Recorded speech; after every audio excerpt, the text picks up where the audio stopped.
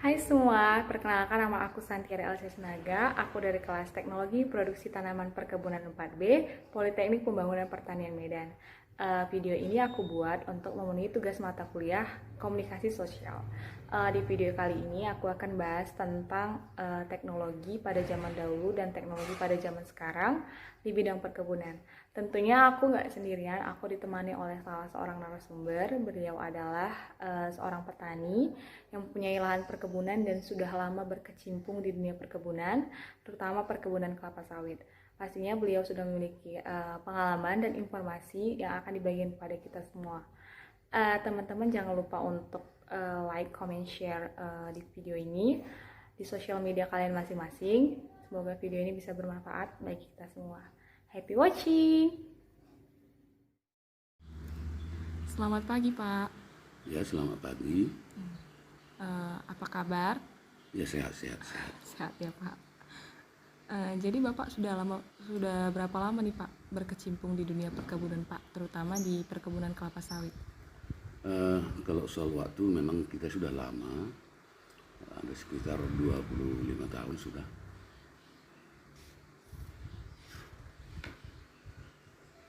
Nah, Bapak kan sudah lama nih berkecimpung di dunia perkebunan. Jadi pastinya seiring perkembangan zaman, teknologi dalam dunia perkebunan juga pastinya berkembang kan Pak.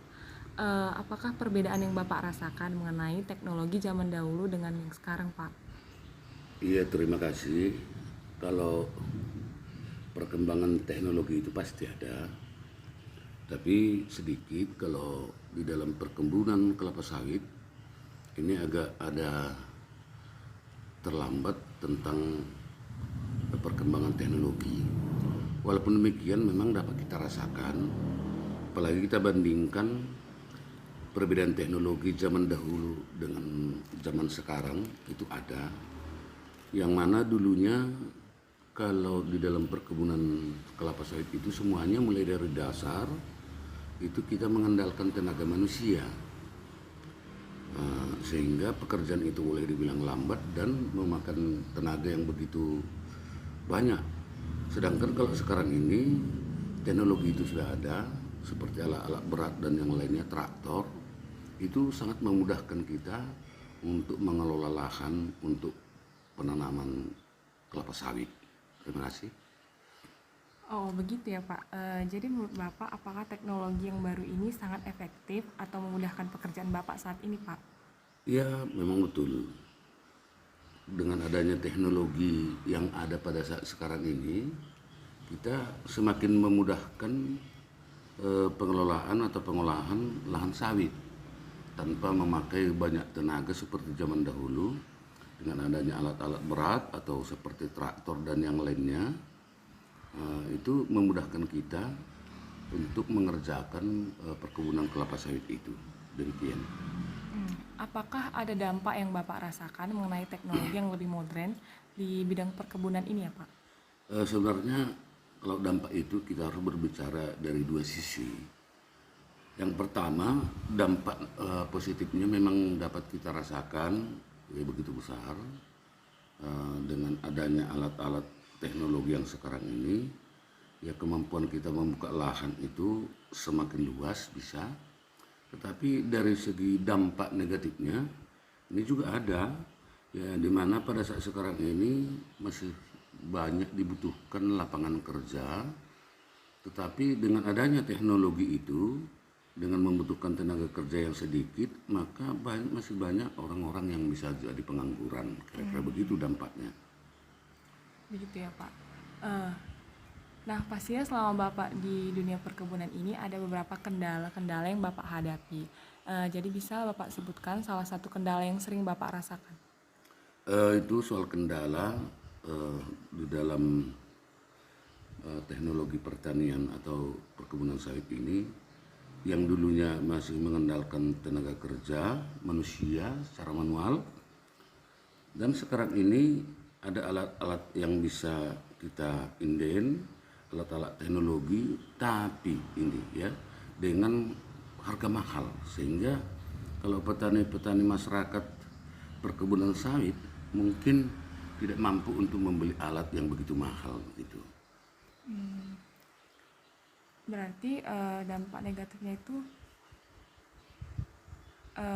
kurangnya biaya gitu ya Pak? Ya, saya rasa demikian dia, karena nggak seimbang dengan pembelian alat dengan lahan yang akan kita buka, kira-kira begitu dia.